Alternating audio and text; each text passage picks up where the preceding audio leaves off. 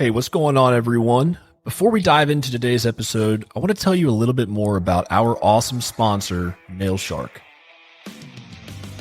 MailShark helps home service businesses just like yours acquire and retain more customers, increasing company growth and revenue by executing affordable, customized, and data-driven direct mail marketing campaigns. From data analysis and marketing strategy, through design, printing, and mailing, to transparently tracking your results in their ROI dashboard, they do it all, allowing you to be able to focus on running your business. They also seamlessly integrate into your CRM, just like ServiceTitan, and we have a lot of clients at Rival Digital that love MailShark. So to learn more about MailShark, head over to their website, www.themailshark.com. What's going on, everyone? Welcome back to another busy episode of the TradeMarke. It's about to be really busy because it is lunchtime here live at Service World Expo 2024. Is that 2024? Yes. That's the year we're in. That's the year we're in. And we are in, you guessed it, Orlando again. Woo! And today we are very excited. We are joined by Josh Davis from MailShark. They are our first ever sponsor on the show. And we are super, super excited to chat with Josh and learn more about, MailShark, what they do, how they can help contractors with their direct mail and with their, direct response marketing and just everything else that they've got going on. So Josh, welcome to the show. Yeah. Wonderful. Thanks for having me, guys. I appreciate it. Yeah, absolutely. So Josh, why don't you go ahead and introduce yourself a little bit to everyone listening out there and tell them all about what you do at MailShark, and we'll take it from there. Yeah. Well, how long do we have? Because I can get long-winded here. So now, well, thanks for having me, guys. I'm really excited to be here. My name is Josh Davis. I'm Chief Revenue Officer at MailShark. I was the first employee at MailShark, actually, one of the first employees. I've been with the company for 15 years. Oh, wow. In December, it'll be 15 years. So it's been a wonderful run. We're a full-service print and direct mail marketing company. So we design, print, and mail all sorts of new acquisition, and customer retention campaigns for our clients. Okay. Yeah. Awesome. And so are you like a mail house too? So you print mail, you're all of it. We're all of it. Yeah. We have two facilities combined, about 160,000 square feet. So we do all the manufacturing. We have a post office on site that verifies all of our mail before it goes out. So yeah, we do everything. We don't outsource any piece of the puzzle. Nice. Yeah. Nice. There's a word that you use there, which I really want to hit on, and is something that's very common these days, and that's outsourcing. Yeah. And I know it's a risky subject because so many people outsource, so they're gonna, folks might get mad, but I'd love to chat about like what does that look like to have all the fulfillment done, in-house versus outsourcing it? Well, that's a great question. And I have an interesting perspective because when MailShark started, everything was outsourced, right? Yeah. Our president and CEO, Brian Johnson, who started the company, did it out of his basement. So he didn't have any equipment whatsoever. So he outsourced everything to a company in Texas. And so that's great. You have a great partner. But like anything that's outsourced, you really can't control it as much as you would like to, right? Mm-hmm. You're kind of relying on this other company to do what they say they're going to do and do it well. So you lose a little bit of the visibility in terms of what's actually going on behind the scenes. But you also can't really control your destiny because you're relying on a third party. So we realized a couple years in, we needed to kind of bring everything in-house and do everything under one roof so we could control the process and be more competitive. When you're the middleman, there has to be a little bit more of a markup in there. So we wanted to be more competitive in the marketplace and really control our destiny. So Brian Johnson, the owner, took on the project of, bringing everything on in-house and the production and everything, which he didn't come from that world. So it was a pretty arduous process to buy a building, buy equipment, as we're growing to make that investment. And turns out it was one of the best investments I think he's made. But it's tricky when you don't control the process and you're relying on a third party to deliver for you. Right. Yeah, most definitely. And so how has political season been for direct mail? That's a good question. I really, I get a lot of political mailers. We don't do a ton of them. Actually, maybe I think we might have done one of them this year. So we're really not in that. You're not really having to do that. No, but I get a ton of them in the mail. Right. And it's pretty wild, some of the sophistication of the politicians doing the amount of money that they spend is crazy. Right. Just in marketing. But some of the mailers I get are pretty sophisticated. Folded mailers, long content. So someone's really behind the scenes putting some thought into that stuff. Serious thought. Yeah, most definitely. I love that. I got like a Hunger Games kind of mailing from them. Oh my God. That's where we're going with this. Wow, this is what we're doing. That's where we're at now. Yeah, most definitely. So Tell me about what kind of products that you guys offer at MailShark. Yeah. So I think one of the differentiators between us and some of the other competitors that are other companies out there that do direct mail is our product line. Okay. So a lot of people just do the standard postcards, which we have a standard postcard as well, but we have 3 other size postcards. So we have a variety of different size postcards. We also offer postcards with magnets on the back. Nice. They're great for calendars, sports schedules. We offer scratch-off postcards. We do envelope mailers, so we can do all kinds of envelope variable data. We have brochures and things like that, but our newest product, which isn't so new anymore, maybe a couple years in, is our plastic mailers, which we're really excited about. It's a heavier card, like almost like a gift card type credit card thickness. So we have a line of 3 different size plastic mailers, and they've been tremendously effective for us. So nice. So we have a pretty diverse product line. And how do you measure the ROI? Do you have integrations into certain CRMs? Yeah. Like, tell me about that. You know, measuring ROI is so hard.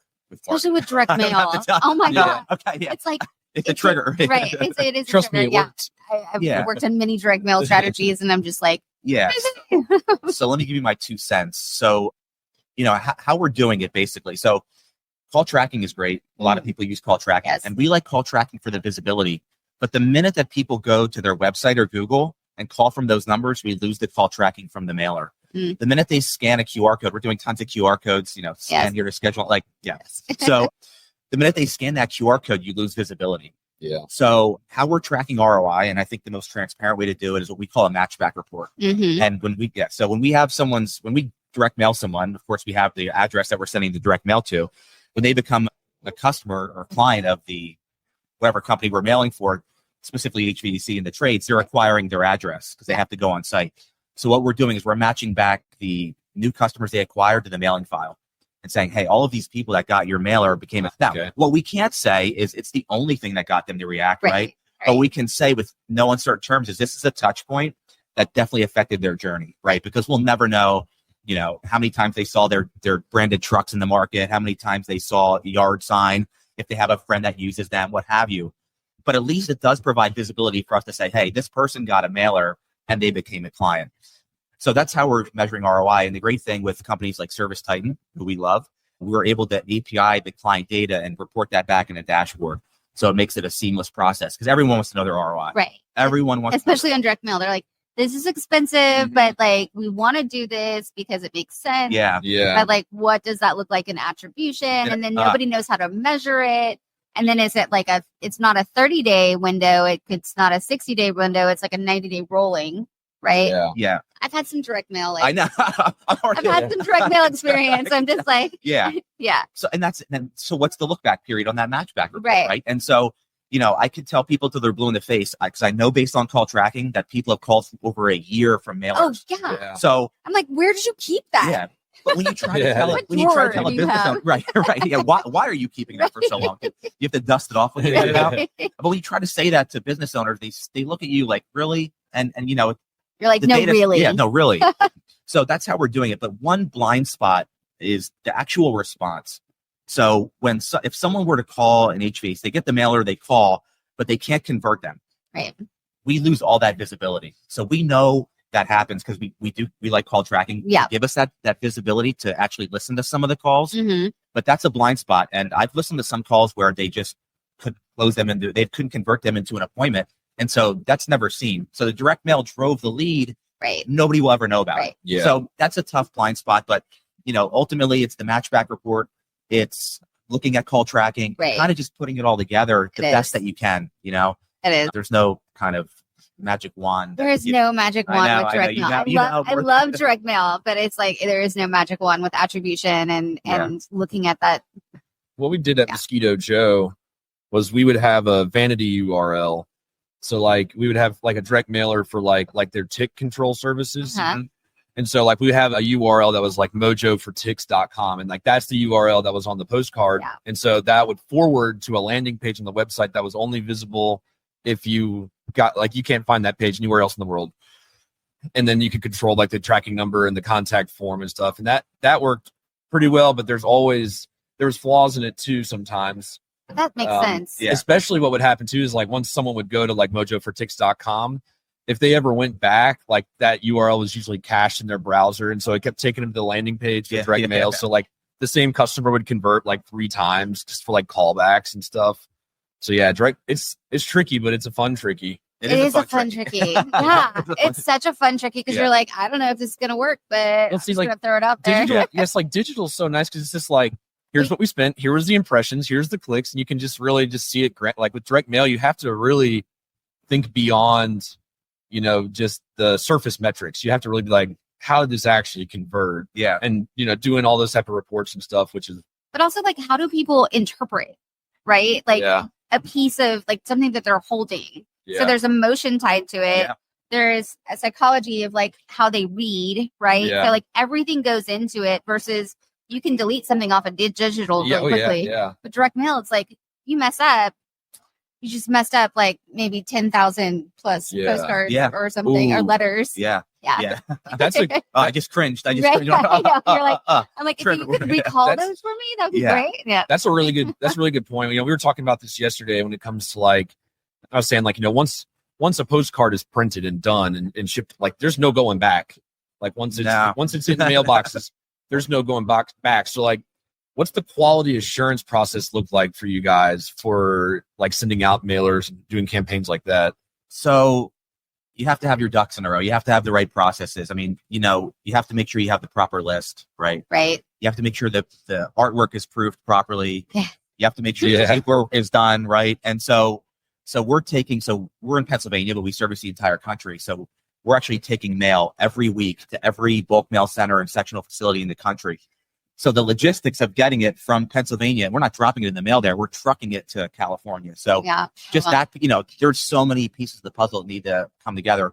Fortunately, after, you know, 16 years of this, we are pretty dialed in. Yeah. We're pretty dialed in. So nice. There's a lot of things that could go wrong. I mean, the interesting thing is I hear the most is, you know, I tried to direct mail before and it didn't work.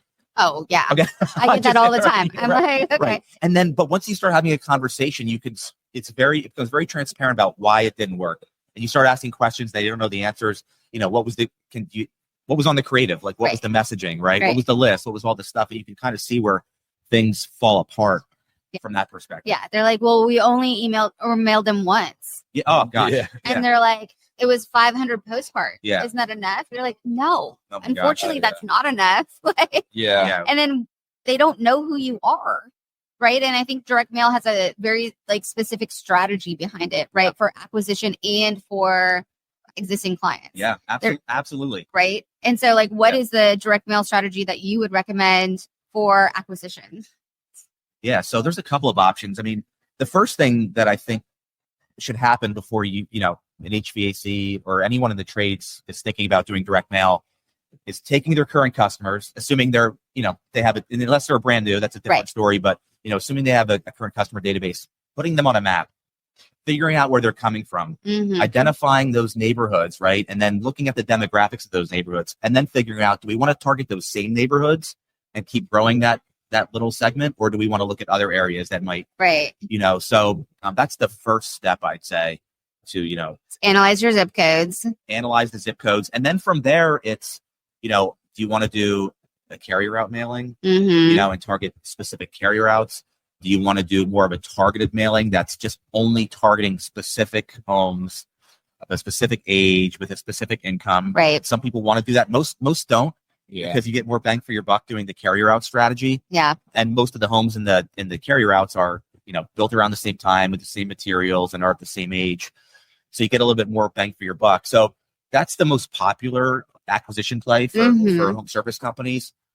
I would say the second most is radius mailers, you know, around installs. It's a huge thing. That's a huge thing. Yeah. Right. Yeah. And so the key with that though is, you know, you don't want to target. So if you're targeting, let's say the closest 100 homes around an install, you need to make sure you're not just targeting every home, right? Because there could be that neighborhood butted up to a new neighborhood, right? That have new homes, or there could be, you know, apartments and things like that are, you know, so you got to make sure you're targeting the closest single family homes that are of a certain age, you know, and then maybe throw an income select on there too, to make sure that people potentially have enough disposable income for the big ticket items that you're trying to sell them. Yeah. So I would say those are the two most popular acquisition strategies, the carrier route mailings and the radius mailings. Yeah, they are the most. Yeah, that's what I've heard. I know a whole lot of nothing about direct mail. Really? Oh my God, I love direct mail. Yeah, like I think geek out at it. I think that every contractor should always be doing it, or at least have it in their marketing plan. It's the 2-page ugly letter. Like, it's been around for years. Yep. It works like a charm, and I don't know why. It's like it literally you're wasting paper. It's not printed front and back. But we've tested that versus a postcard versus like a 1-page letter. It works every single time. And I was just like, oh. All right, let's go around the board. What's like the best postcard or mailer you've ever gotten just personally? Oh my God. Like the one that you pulled out of the mailbox and you were just like, oh my gosh, that's amazing. You know what? I really like Renewal by Anderson. They like hit you at every place that you go. But I'm not a homeowner, right? And so they're marketing wrong, but at the same time, it's genius. And I'm like, oh, I just saw your ad on like everywhere. And now you're just stalking me. And then I get a direct mail piece and I'm like, looks handwritten. And I'm like, this is Apple made font and homemade Apple font. And I just really enjoy what you just did to me. So that is hilarious because I get crushed with those mailers from them. Yeah. And I start seeing what they're doing. They test every medium. Yes. Big postcards, small postcards, letters, everything. And it's like, I see what you're doing here. I see what you're doing. I'm not in the market right now. My home's, not old enough that I need new windows yet, fortunately, but I'm getting close. So, but I think they probably know that. Yeah. They're probably doing that because they know we're going to start branding our business in front of this guy because he's probably going to need new windows soon. But they are hitting people aggressively with those mailers everywhere.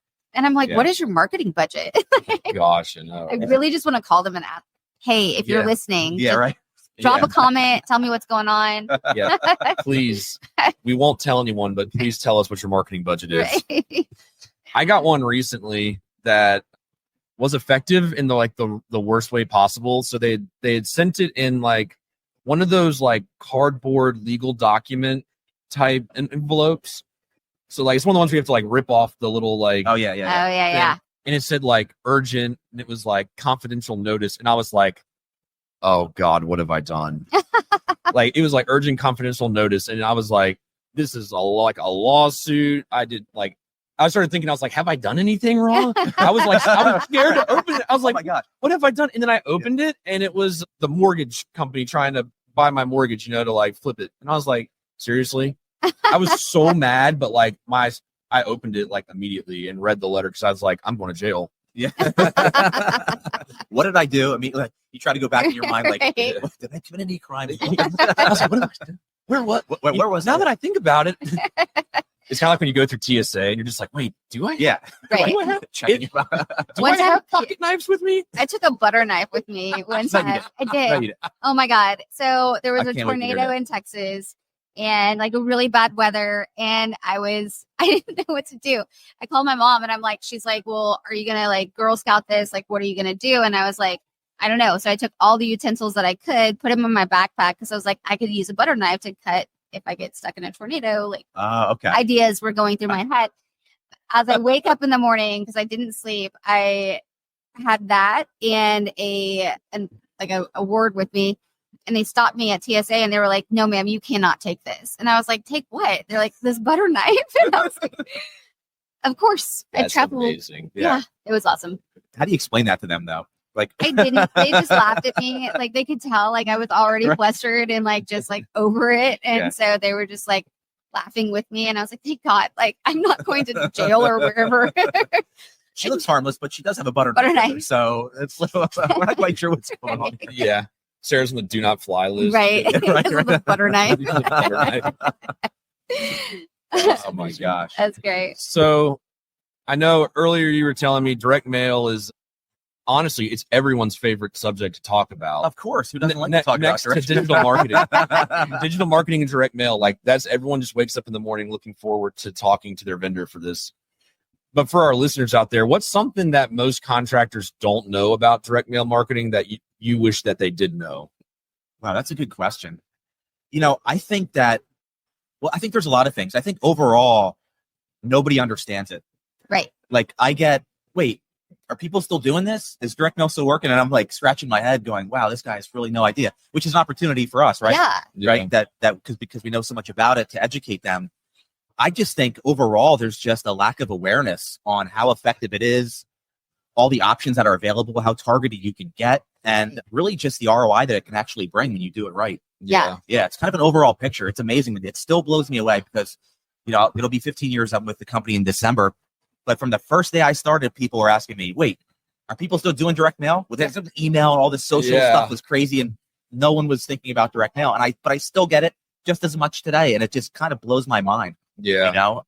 So I think it's just an overall just lack of awareness on the product itself, and how it works. Yeah. Yeah. I think really how it works, right? Because they're like, again, there's strategy behind everything you do, and it's layered. Like you need that layered component. Like you need to have a good brand play, and you can be different with direct mail. And I think people miss out on that. Like digital, there's so much noise. Yeah. Oh my God. And, direct mail, there's so much noise with political season, but it dies down, and it's like a great brand play to introduce yourself into the market. So most definitely, like layer in direct mail. It makes sense. And it's a great strategy to use, and it's not expensive. You won't understand the response rate, but you will see the brand lift. And that's the point of that's the point of direct mail. Yeah. Yeah. I think so many people, I think you were hitting on this earlier. I think so many people give up on it too soon. Yeah. Because oh my gosh, there is this doesn't work. If there is no strategy, then nothing's ever going to be effective. And the strategy for most people is, I'm going to send out a mailer. Yeah. I'm going to send out a mailer, and they'll send out one mailer and it doesn't work. And then they say direct mail doesn't work anymore. Well, like a lot of people don't realize, like, no, there has to be a strategy here. Like it has to go out. It needs to be consistent. It needs to be consistently going out. And like you're hitting zip codes like at Window different World. times. Right. Like, it's Window World, they're sending it. Like you're getting it. You're getting it and I think the people that really win on direct mail, and there's one in our market in Virginia, Thompson Creek Window Company. 3 times a week I get a letter from them. It's aggressive. That's aggressive. It's aggressive, and it's the same letter, but I know exactly who they are. And if I ever need new windows, my mental Rolodex is going to say I should at least look at Thompson Creek Window Company. I'm going to Google them. It's also expensive. Why would they do that? Yeah. Maybe you should call them. Maybe I should call them. Right. Is there a bigger problem here with your marketing? I'm going to send them a letter and a legal notice. Right. And so they have to rip it open. Rip it open and be like, let me help with your marketing. That's an interesting point because, nothing, you can't do anything once. I don't care what marketing strategy it is, you right? Can't. Yeah. But the big question is, and I bet you if we ask 10 different people, we get 10 different answers. Well, what is the right number of touches? Nobody really knows. So, but what I do know, it's not one. Right. And there has to be multiple touches. So, I definitely suggest setting it up the right way, giving it the right test with multiple touches, and then track it. Right. Right. And then see the lift that you're getting. And most importantly, suppress your current customers from the new acquisition mailing, which a lot of people aren't doing. Suppress your current customers from your new acquisition mailing, because that will skew the numbers as well. Yes. But it's definitely multiple touches is the key. And I think that's a major blind spot that people just can't get their hands around. I just want to try it once. Right. Well, you're going to get something from it, right? You send one out, but that's not how you're going to build the response, right? Yeah. The more you mail the same people repeatedly, when your response rates increase. That's just the way it is. Yeah. And that's something that people aren't aware of. And it's hard to get over that hurdle sometimes, right? Yeah. Well, consistency is the key in all marketing. So say that one more time. Consistency is the key. Yes. Is key. Right. It absolutely is. Yeah. There's a company in Louisville, Kentucky called El Toro. Have you ever heard of them? Do they do some type of, yes, I think I have, ironically, I cannot believe my brain is working this well. They're matching back IP addresses. So when we were talking about I have a little mailers, bit of experience. Yeah, so like they created the tech around this, and like they started off doing mailers and stuff for political campaigns, and like this is something that I don't think anyone's ever even talked about in their direct mail strategy, but something that they do, and it's like it's expensive, but it's creepy how amazing it works, and it's matches back like IP address. And so if someone is on their phone or whatever, and their IP address, and it seems that they were on a website, they're on the company's website or Googling for whatever, then it will send a mailer to them based on their IP address. Yeah. And you can match an email address and an IP address back to an address. The challenge for home service companies is it's very expensive. It's very expensive. So you guys already know that, right? But like, most of the people, if you're an HVAC company, most of the people you're going to send the postcard to today aren't going to necessarily need you today.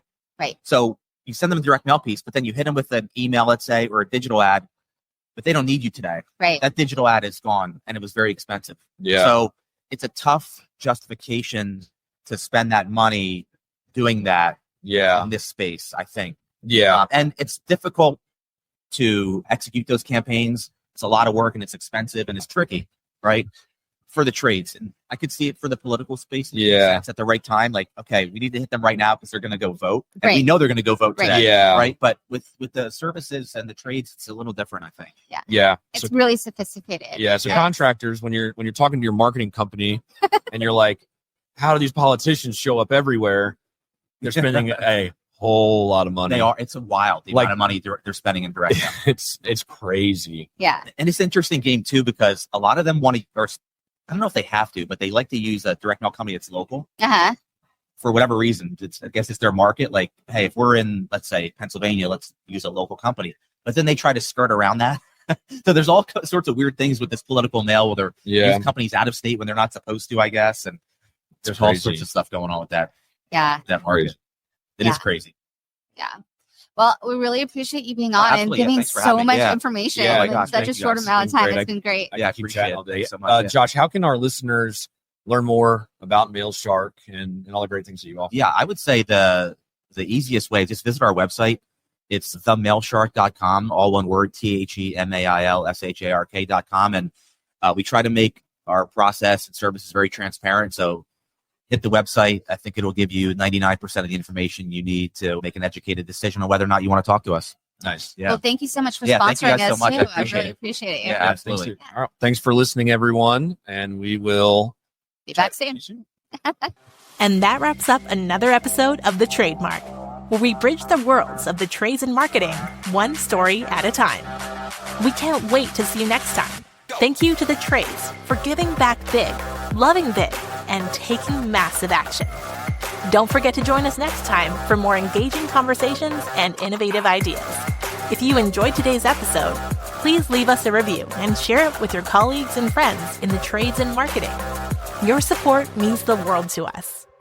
Stay connected with us off the air by following us on social media. We'd love to hear your thoughts and get your feedback. Until next time, keep making your mark in the trades. Thank you for listening to The Trademark. Goodbye for now, and remember, we're with the trades for the trades.